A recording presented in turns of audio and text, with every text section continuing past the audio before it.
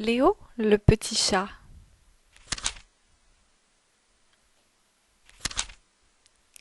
Léo était un très joli chaton blanc et gris.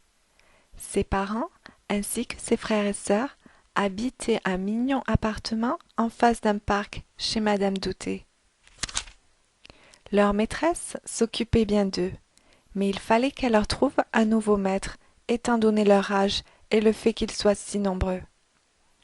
Les chats passaient leur journée à dormir, boire leur bol de lait et regarder l'aquarium. Heureusement, la fenêtre du salon donnait sur un magnifique parc.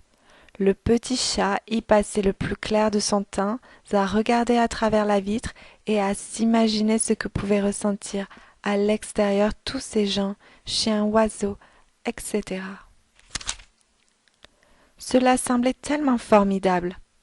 Comme ces chiens ont l'air heureux de marcher et courir dans l'herbe.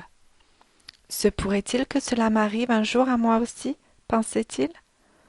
Se retournant, il vit toute sa famille autour du petit aquarium du salon. Léo s'approcha et commença à questionner ses parents. Pourquoi ne voit-on jamais de chats s'amuser au parc? Tu n'en verras jamais, seulement les chiens, lui dit son père. Leur maître leur met une laisse et ils doivent bien rester à côté. Ses parents commencèrent à rire des chiens et à raconter à quel point ils sont ridicules, et sa mère de rajouter qu'il valait bien mieux rester ici.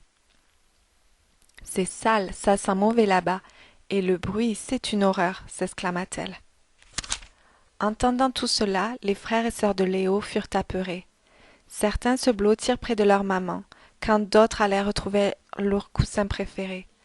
Alors Léo ressentit une grande tristesse.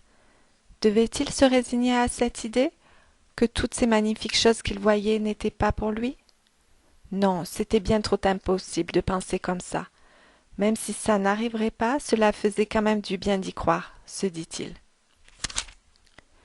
Tous les dimanches, Madame Douté avait la visite d'une amie, qui elle-même venait toujours avec son chien. Bobby, c'était son nom. Il avait déjà un certain âge et était très calme, du moins en apparence. Il connaissait Léo et les autres chatons depuis leur naissance, et était très amical avec eux. Léo se mit à le questionner. Comment est-ce de marcher dehors? Bobby lui raconta à quel point c'était merveilleux, et qu'il n'y avait tout simplement pas mieux, qu'il attendait toute la journée pour sa sortie, et que c'était le meilleur des moments. Vous, les chats, vous ne savez pas ce que vous manquez, lui dit Bobby. Comment faites-vous les chiens pour que vos maîtres comprennent que vous voulez sortir? Cela a demandé des années, voire des générations d'entraînement pour qu'ils réagissent, lui répondit son ami. Il remarqua que cela semblait très important pour Léo de pouvoir sortir, et décida de l'aider. Il lui expliqua la posture à avoir et qu'il devrait mettre sa laisse dans sa bouche en la tendant à son maître quand il voudra sortir, tout en montrant la direction de la porte. Waouh, quelle superbe idée! Ah oui, je vais faire ça. C'est excellent. Puis il se rappela qu'il n'avait pas de laisse. Bobby lui dit qu'il en avait tout un tas chez lui, et qu'il en mettrait une discrètement dans le sac de sa maîtresse avant de partir la prochaine fois qu'il leur rendra visite. Ce jour-là arriva. Madame Douté les recevait, un très ensoleillé dimanche après-midi.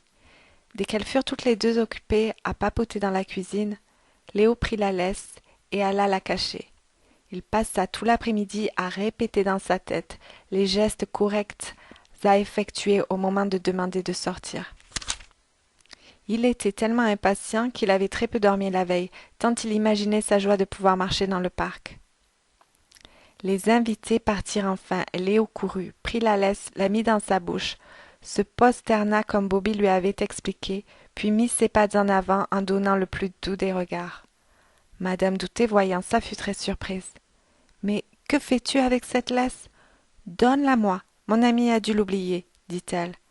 À ce moment, Léo comprit qu'il n'allait pas sortir, et peut-être même jamais. Il était tellement déçu qu'au moment où Madame Douté ouvrit la fenêtre pour appeler son ami, il sauta la laisse dans la bouche, sans réfléchir, juste les yeux fixés sur ce parc qui remplissait toutes ses pensées. Malgré les cris de sa maîtresse, il ne s'arrêta pas. L'excitation devenait plus forte que la peur. Après avoir bien couru, il se retrouva dans le parc, et c'était encore plus beau que tout ce qu'il avait rêvé. Les couleurs étaient tellement lumineuses, les odeurs étaient envoûtantes, il ne savait plus où regarder, tant tout était si fascinant. Une petite fille vit le chaton avec sa laisse dans la bouche.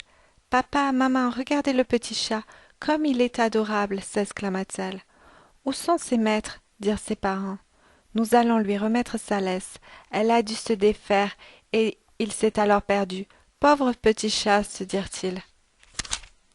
Pendant que ses parents regardaient dans les alentours à qui pouvait appartenir ce chat, la petite fille commença à le promener. Quel plaisir pour Léo! Il se rappela la posture des chiens lors de leur promenade. Il les avait regardés tellement de fois par la fenêtre qu'il savait exactement comment se comporter et se dit « C'est le moment de mettre en pratique tout ce que j'ai observé. » Alors qu'il marchait dans le parc, il ressentit cette joie de vivre un rêve, son rêve.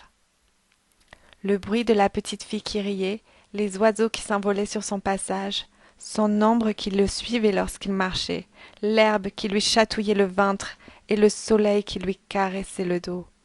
Oui, se disait-il, c'est vraiment merveilleux. Un peu plus tard, les parents trouvèrent l'adresse de Madame Douté, inscrite sur le collier.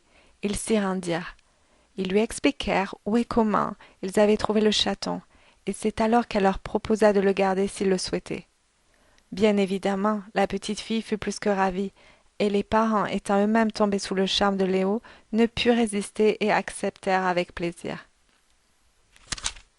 C'est ainsi que Léo gagna le confort d'une adorable famille, avec bien entendu tous les dimanches sa sortie au parc. Peut-être un jour, en regardant bien, vous pourrez l'apercevoir. Il paraît que ses fleurs préférées sont la lavande et la menthe, mais tout dépend de la saison.